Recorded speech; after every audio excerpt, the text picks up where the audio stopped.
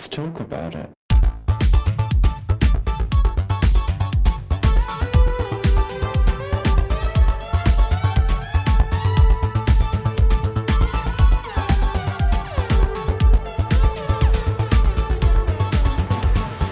Hello and welcome back to Thicc Radio, the podcast where we talk about gaining and everything in its orbit. I'm James. And I'm Tim, so let's get into it. James, Happy New Year. Happy New Year. God, I can't believe it's 2023. Fuck. I will say that I'm kind of glad that 2022 flew by. Yeah? Yeah.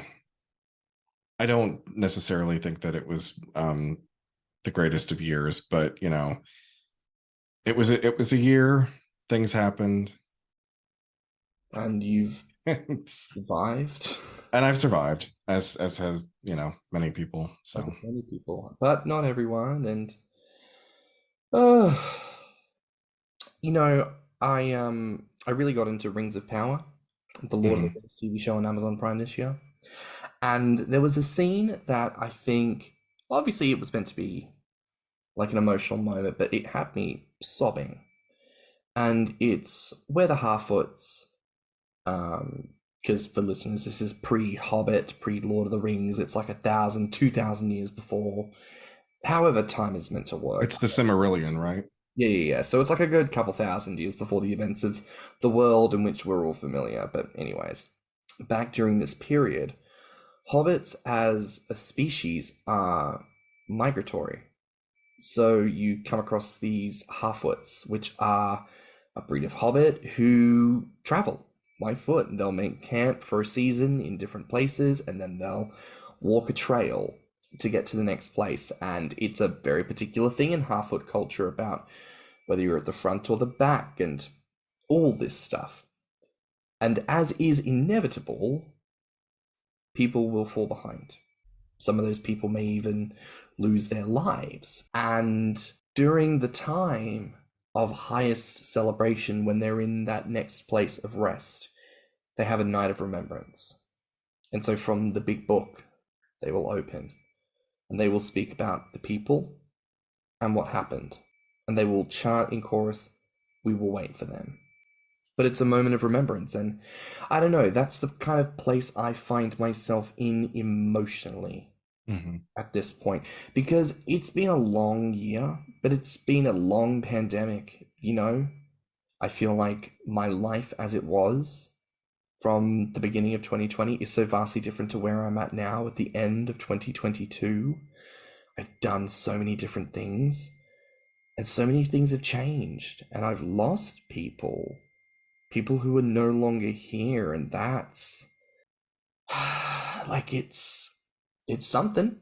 Yeah. It's something. No, I you know that I know what that's like. So, you know, I guess what I'm saying is I'm in this place of reflection, and I feel like because of the place in the world that we're at, there's a lot to reflect on, you know? So, I mean, I want to put it to you, like, what's on your mind right now? How are you feeling right now at this time of now 2023? I'm feeling okay, honestly. You know, I think I have the amount of anxiety that I usually have, you know, wrapped up around things like the job, the house, you know, the kind of things that any person would normally worry about. But, you know, I still feel pretty good about the coming year. And in fact, New Year's Eve is honestly the only holiday that I enjoy anymore. People might think it's, you know, to be a grump to not enjoy the holidays, but honestly, you know, Christmas doesn't really do anything for me anymore. Thanksgiving's okay. I like being with my family, but New Year's Eve, like, I think I like the potential of New Year's Eve because at midnight, everything resets and it's a whole new year and whole new opportunities begin. So I'm feeling pretty hopeful. I suppose, like, the power and potency of a holiday celebration relies on people leaning into it. You know, it's like Christmas never feels as special as when you were a kid, because when you realize how much of it is smoke and mirrors and adhering to capitalistic ventures, you know, you do that spirit. And I think New Year's, people are still so sold on this magic that the clock strikes midnight and all of a sudden it's a clean slate, that actually there is a little bit of magic to that, that like, ooh, we could see a whole new world. And that's kind of Yeah. exciting. It's funny. I was having a conversation with my mom not too long ago about the holidays, and she had remarked that I don't really get into them anymore. And I was like, you know what? When I was a kid, it was magic, but now that I'm an adult, especially a world-weary adult with a lot of ennui, I don't really get into the spirit of it like I used to. And she pipes up with, yeah, because when you were a kid, I made it magical.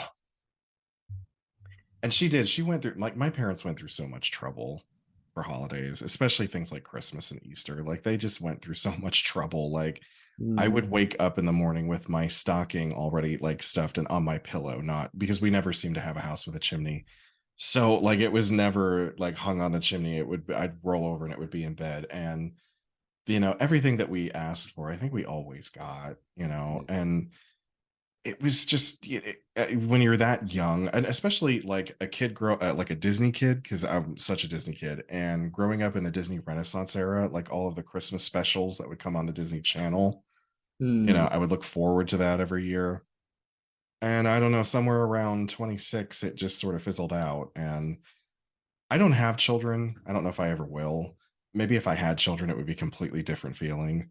But I mean, I enjoy watching my niece and my nephews enjoy Christmas. Like, that's great. I'm glad that they have that and that people are going through that much trouble for them. I mean, I'm basically your child, so I Well, am. what I want to do so badly. I want to do this so bad, but the problem is like Christmas is such an important thing to my family that if I missed it, they would kill me. But I would love to go out of the country on Christmas. Like, I'd love to go to the Bahamas. I'd love to go to Mexico. Well, Acapulco, like Yucatan Peninsula. Like, I would want to go to one of the resort places in Mexico and just forget about Christmas. All right, so you don't want to have like a wintry Christmas. You want to have like warm weather. I want to be on vacation. I don't want to even think about Christmas. I just want vacation. I want sun and sand and.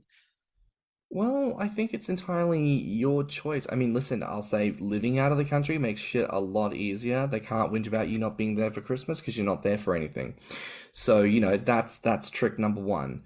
Trick number two, fake your own death. If they think you're dead, they won't send the invite. They won't come.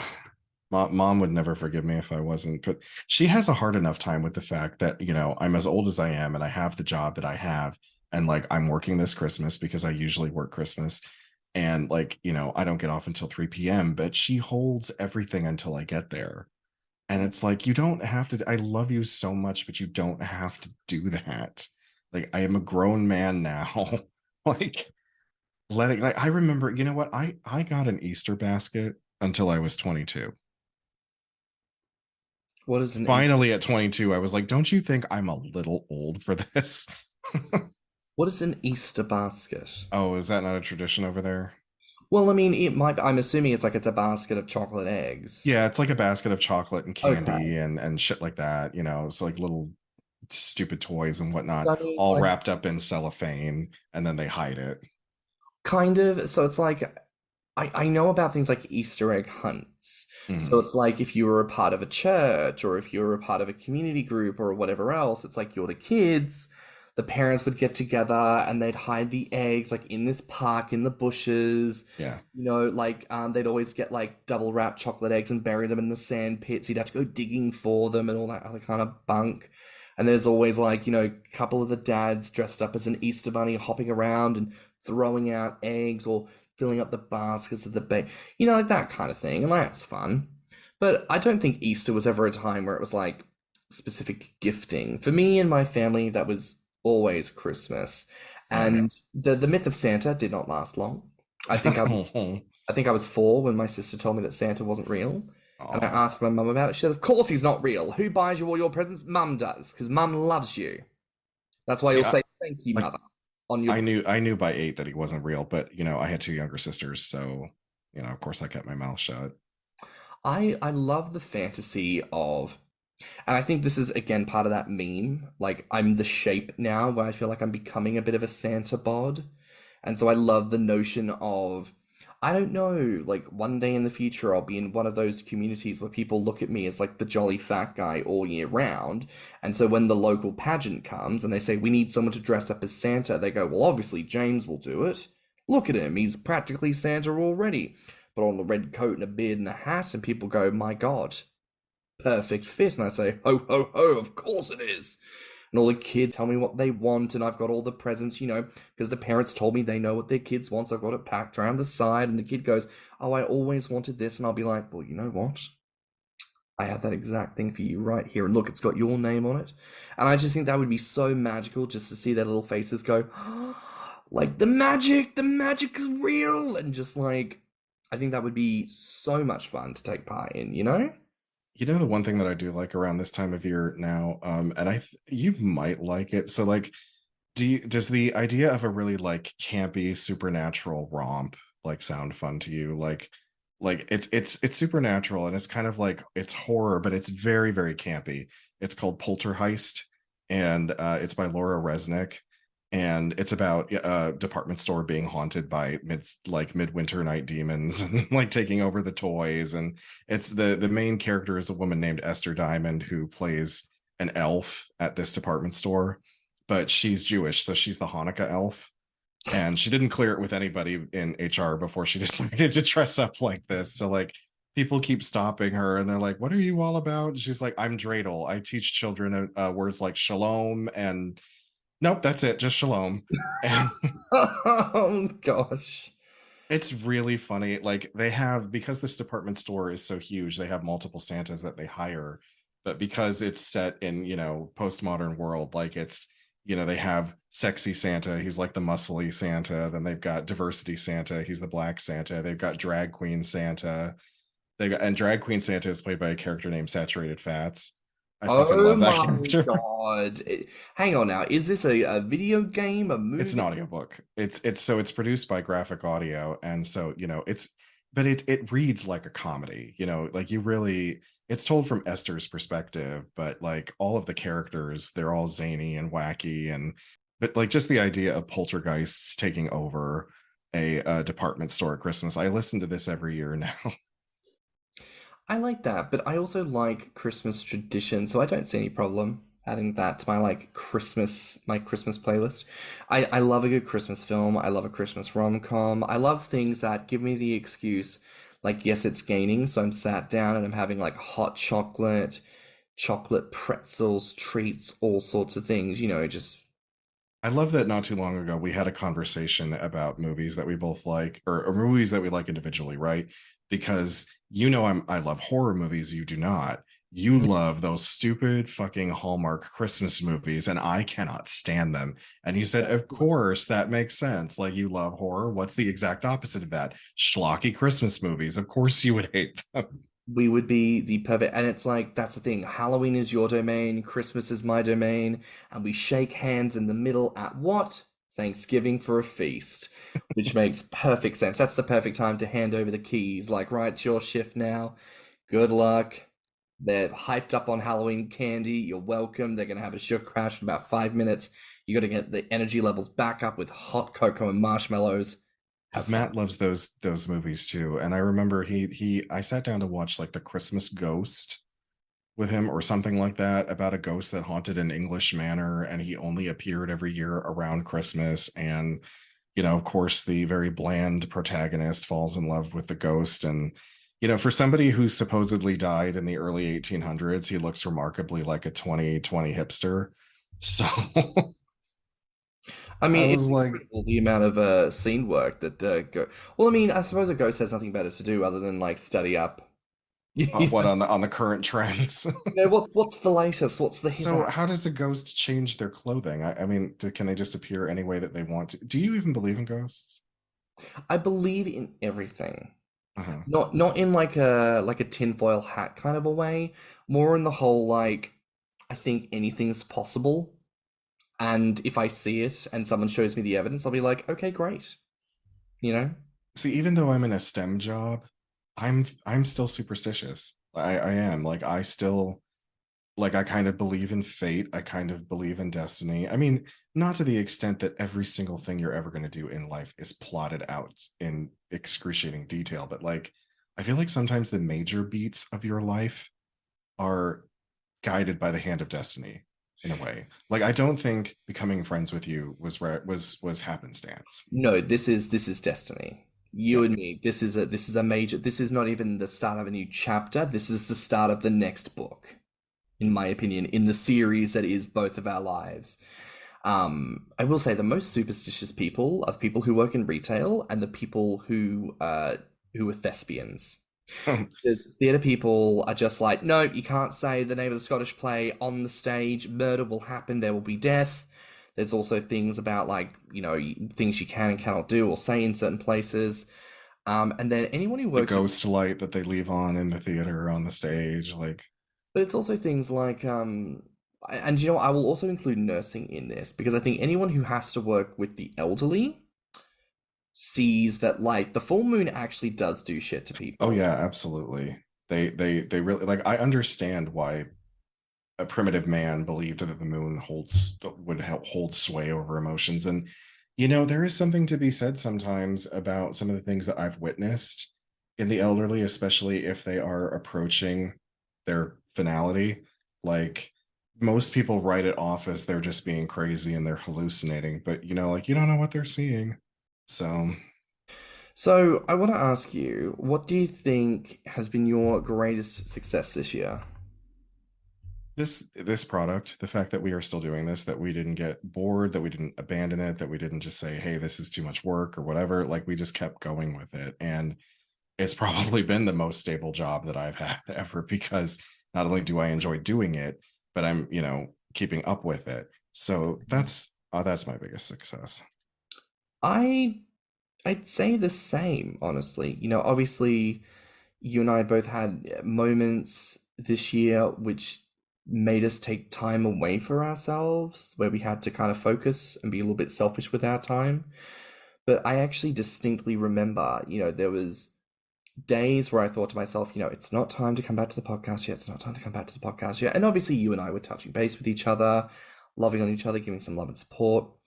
And then it was just this one day where I think, and I honestly cannot remember who said it first, but the other person was like, oh my God, yes, we need to get back to this podcast. We need to get back to it.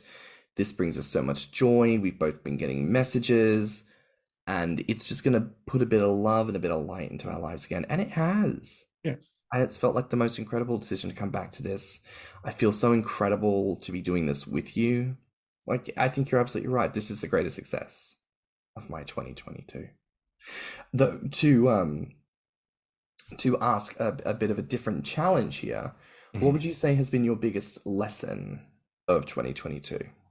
Oh, that one is a little bit tough because I feel like what I've been dealing with the most has been grief. So I suppose the biggest lesson that I learned was that it's just how to process it in my own way to get through it. And I've been pretty damn lucky. I have not had to experience too much of it in my adult life.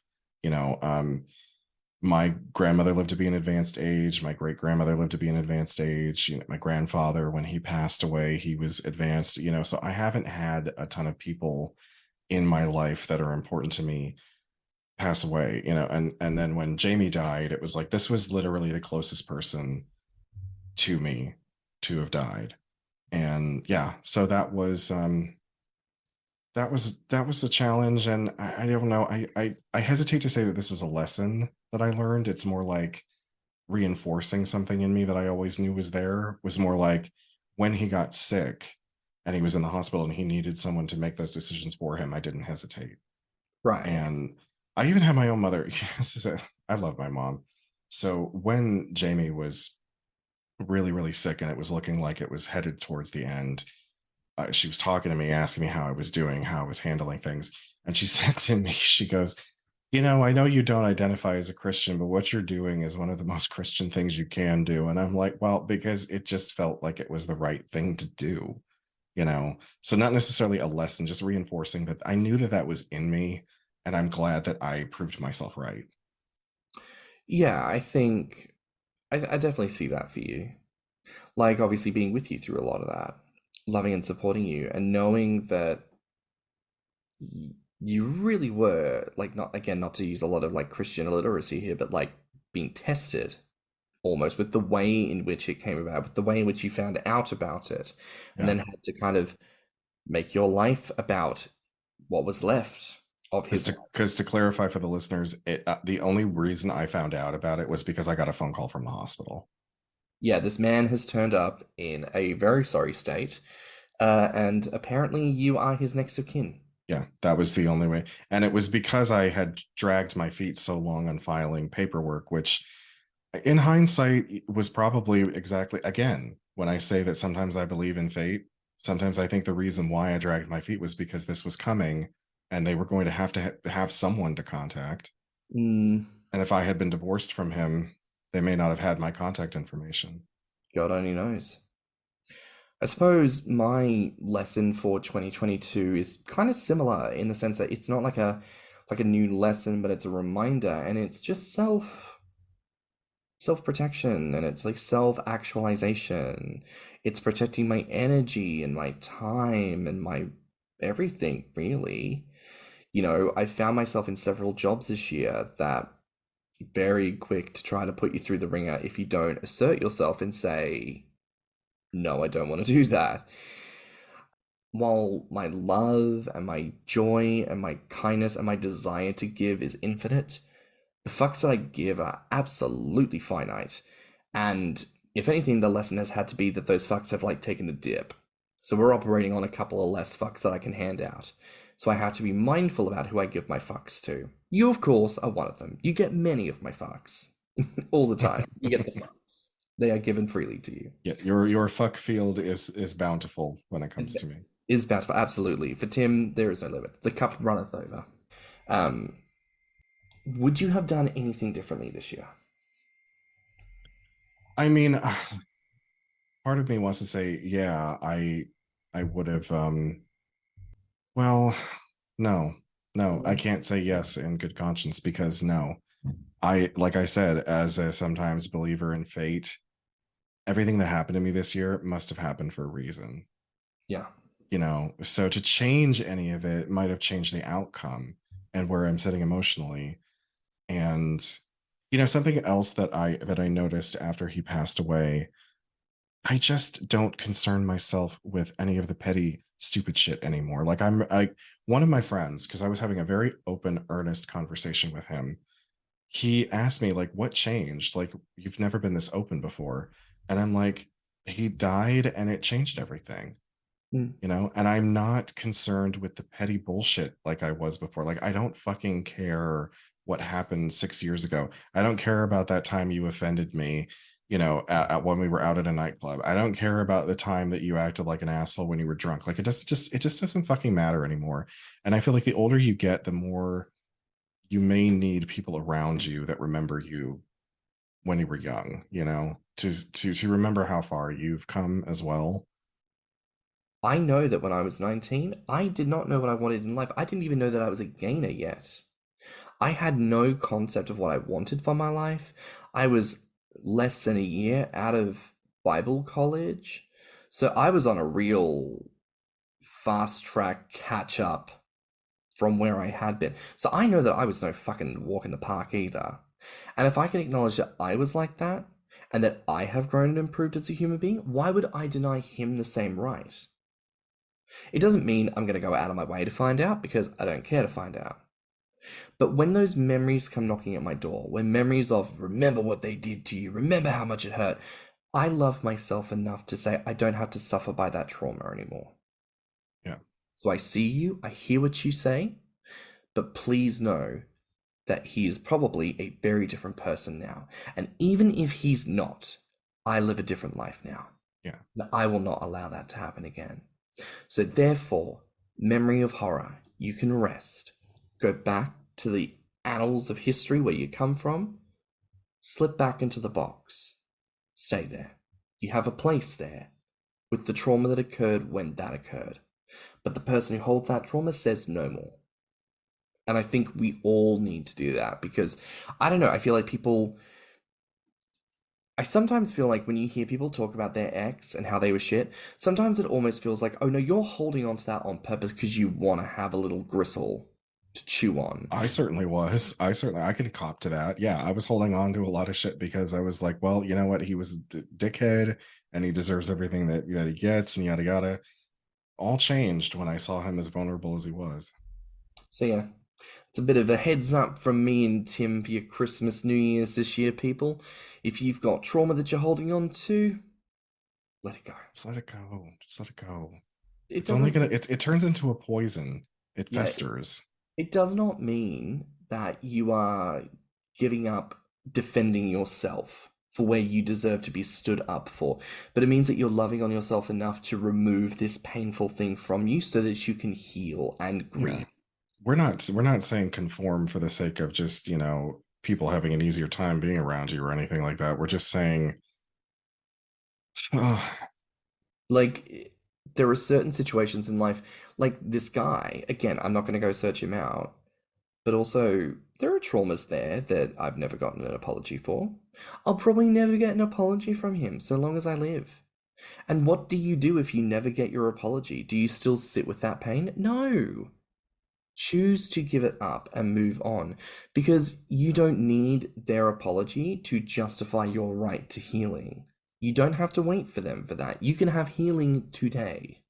Not to sound all Christian evangelist oh about no, this, no, but I know. you can have healing today just by letting go of your You trauma. drag yourself up to that television set. Come on, get them sluggish limbs up there. Now put your hand to the screen. Touch me, Bill. Touch me because I cast out your cancer. I I'm cast out your talking about diabetes. diabetes. I cast out your hypoglycemia. You happen. You happen. You God may. sees your disease. He don't need a heap of letters. Oh my goodness. But Uh, yeah. But look, I think that's it for talking 2022. Let's talk. And you know what? I want to challenge us. Let's focus on the good. I want to challenge you on your 2023. I want to know about three things. I want to know about your goals, first and foremostly. These are specific things that you want to actively achieve, and that when you achieve it, you can tick it off your to-do list because it's done, right? That's your goals. Second thing, I want to know the things you want to work on. Those are things that maybe it factors into the goal, maybe it doesn't. Maybe they're just things inside of you that you want to improve or tweak. Doesn't necessarily have a goal at the end of that rainbow, but you just want to do a bit of maintenance on it. So that's point number 2. And number 3, I want to know your hopes.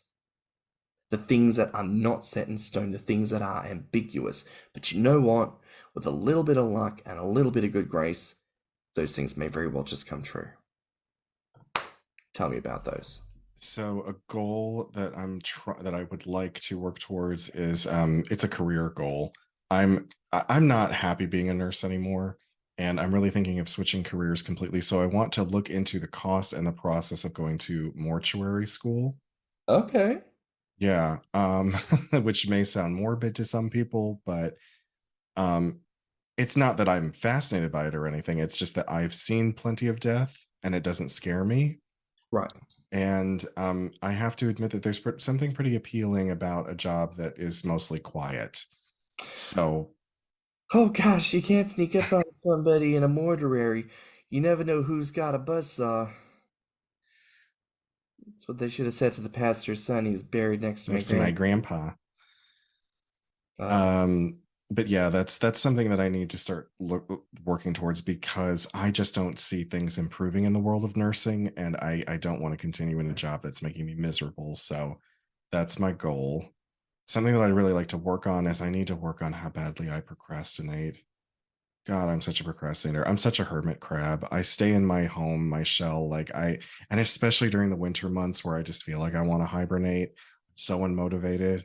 I need to do something about that because I just waste so much time. Hmm. And then a hope that I have is, I hope that I see the quality of life improving for people everywhere. Like I'd like to go on Facebook and see a lot of positive stuff instead of negative things. I'd like to see people succeeding in their own lives. I'd like to be able to see people, put food on the table for their kids, not have to worry about their home getting foreclosed on because they can't make a mortgage payment. Like, I just don't want to see that shit anymore. So I hope that the quality of life for everyone improves, and I hope that that this continues to grow, that we explore new projects in the coming year, and that we make them happen. We get things off the ground. We continue to do the good work that we've been doing. Yeah, I love that. And I love to hear, again, that focus on the positive, because I think as we've kind of reflected on with 2022 and, talking about the kind of pandemic overall, like, it's so easy to get caught up in just the bad, the sour, the nasty, the negative. So it's nice, to focus on the good. For me, I would say my biggest goal is actually wanting to get my license, my driver's license, because, I think in the back of my mind, I've always intended to get it. I've always thought, oh, I'll get there one day. And, to my credit, I've primarily lived in places where it makes more sense to have public transport than it does to drive a car. But I had a bit of a moment recently where I thought, my partner drives. I actually love the idea that I could drive and he could be the passenger and he can chill and watch the world go by and I get to be the chauffeur for a bit. I like the idea of shouldering that a little bit. And I know he doesn't mind, but I want to get it done. I want to get it done. And then it means if we end up moving elsewhere and that where doesn't have like as good a public transport, that I'm not screwed. I can get about and not struggle. So it's the main goal for 2022. Things I want to work on. I want to work on looking after my mental health, because I can acknowledge I went through a period of life where I just didn't know the first thing about it. And I got to a really dark place. And then I started working on it. And I started getting to an amazing place. And it was because I was in that amazing place that I felt capable of moving to the UK. And so it's because of good mental health I've been able to sustain myself, period. And then because of pandemic and those other bits, that mental health been on that decline. And those things are to be expected. It's not exactly out of the ordinary for people, especially here in London. But if I can acknowledge it, I can take ownership of it. And if I can take ownership of it, I can work on it. And that's what I want to do. I want to take some time with my existing tools of mental processes. I want to take some time with the things that make me feel good. I want to find some new things that make me feel good. I want to challenge myself in some things that make me feel a bit bad. And I want to get back to that wonderful place that I know that I've been at before to get a hold of my mental health. Which is not to say, by the way, that I'm feeling particularly vulnerable or that I'm like 3 shifts to the wind or whatever. But, I can acknowledge that I want to do more. Yeah. That's the goal. Yeah. Well, not the goal, sorry, the thing I want to work on. And my hope for 2023, and I love that you kind of said something similar, is I want to look at other projects. I want to look at other things that we could do that are fun. I want to look at potentially other podcasts or like a YouTube video series, like video essays talking about like stuff to do with gaming. I think could be so different and so fun. I want to do all sorts, and I want to do stuff with other people and bring other creative minds on board and see what they want to work with. I just want to keep doing wonderful, fun, great gamer related things because it brings me a lot of joy. So yeah, 2022 we've talked, 2023 we've talked, and now it's I suppose it's officially New Year's. So what's coming up for you this new year? What's first on the docket? Going on the cruise again. Oh yes, you're going on the cruise. How very exciting. Yeah. Definitely looking. I desperately need this vacation. Because like being a nurse is hard. In case anyone out there was curious, it's a very hard job. So a lot of mental and physical exhaustion. So really looking forward to that. And then when I get back, definitely looking for a new job as well. It's still going to be in the nursing field, but I'm going to try and I think I'm going to try traveling nursing for a minute, see how I like that, because they're still offering a lot of money to travel to certain places. So I might end up in somewhere like South Dakota or Idaho for a couple of weeks, but it'll be worth it. And then after that, just trying to put some of those goals into motion and enjoying 2023 to its fullest. I think that's fair. And listen, listeners, if he ends up getting that traveling nursing job, keep an eye out on the posts. He'll let you know where he's traveling to for a couple of weeks. And if you are local, hit this beautiful man up, meet up with him for a coffee, give him a feed, give him a belly rub. I think he'd very much appreciate that. For me, my start of the year looks like getting into the work. Currently, I'm waiting on the response for a couple of job applications, so we'll see how that goes. It'd be nice to have some consistency in the work instead of just doing like 3-month casual band contracts. Getting some more consistent work would be nice.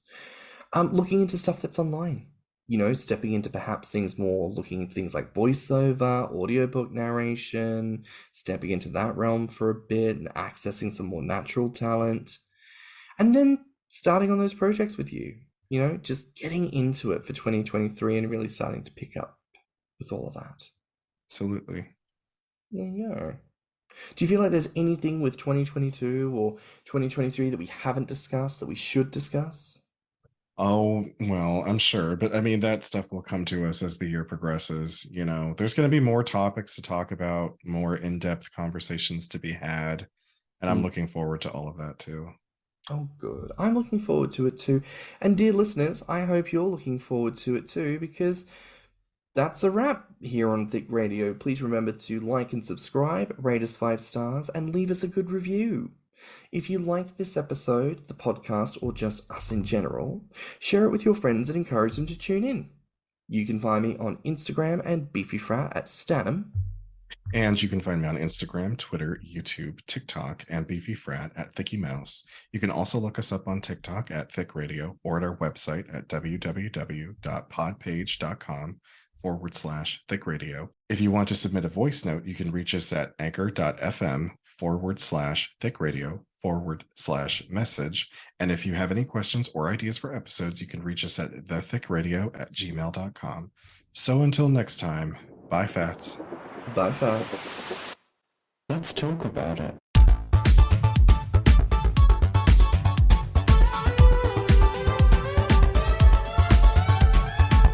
Thicc Radio is a Patreon and Anchor app podcast produced by Stan and Thicky Mouse. Mixed and mastered by Stanham. Our artwork is provided by Lokitu. Our theme song is provided by Thicc Radio.